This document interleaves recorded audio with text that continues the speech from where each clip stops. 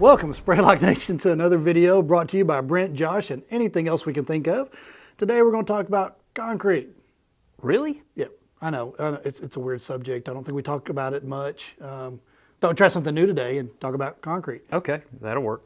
But really want to talk about mass concrete and... Concrete in Massachusetts? No, just mass concrete. And before anybody says that, yes, every concrete placement is massive, it's really not what we're going to talk about. It has mass. Yes. Because it exists. Okay. Yes. And no. All right. But when we're talking about mass concrete, generally as we were coming up through the ranks, if you will, through our years of concrete service, Yes. you know, we talked about mass concrete. Usually it was anything over 3 foot thick is what it was defined by, but that's not always the case. Yep. So I know you've done a lot of thermal modeling and other things to look at for mass concrete, but in your experience, what other things you got to consider when you're talking about mass concrete, and when does it go from just a slab pour to mass concrete placement? Great question.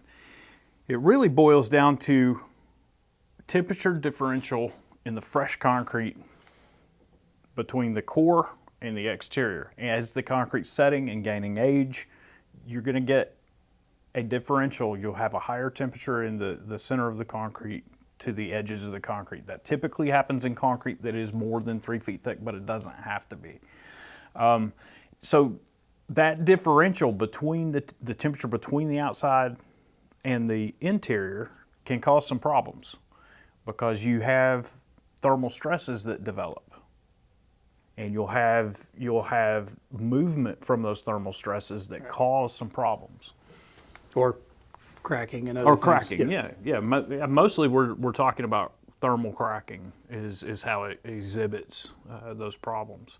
The biggest slab that it wasn't a slab, foundation I was involved with was really about 22 feet deep, 80 feet wide by 160 feet long.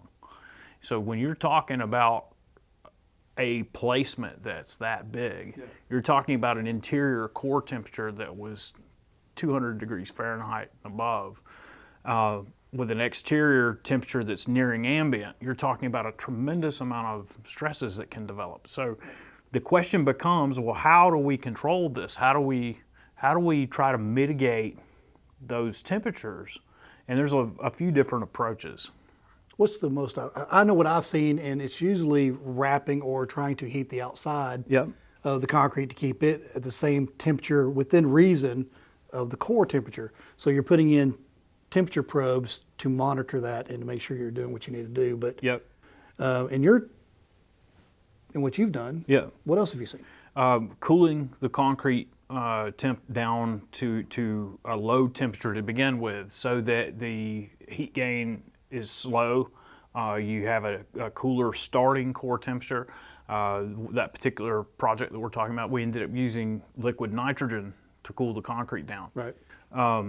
There's also, so you're trying to keep the exterior warm, you're trying to keep the interior cool, but also you're trying to keep the concrete from generating so much heat chemically, because concrete, as you know, is that's a tongue twister, exothermic reaction, and it puts off heat when it reacts.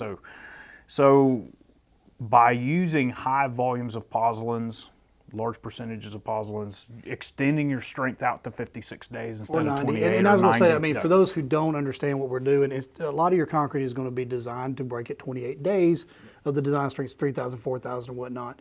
But by making these changes, you're extending it out to 56 days, 90 days to slow that hydration heat down, and your strength gain is going to be much slower.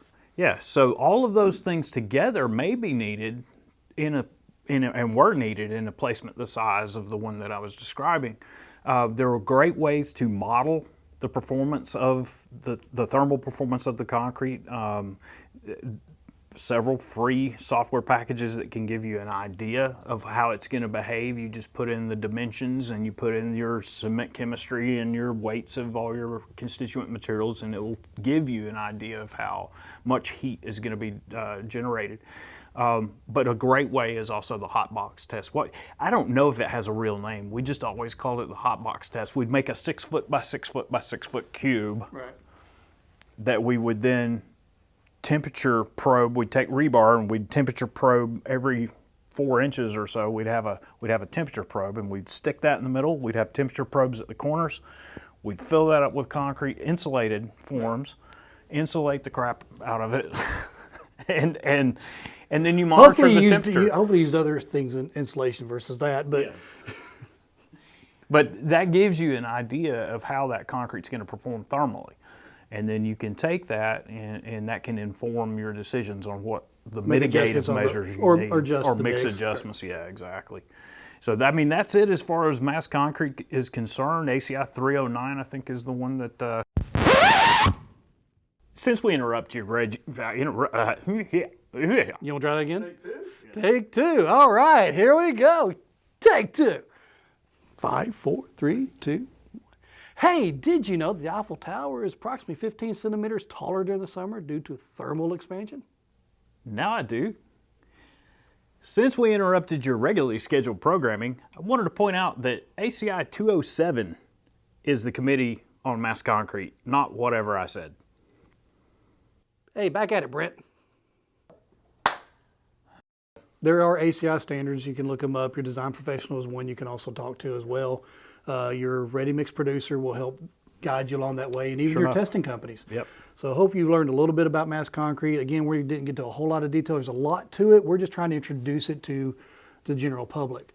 So if you got any questions, please drop them in the bottom in the comments. Like, subscribe, and we'll catch you on the next video. Thank you.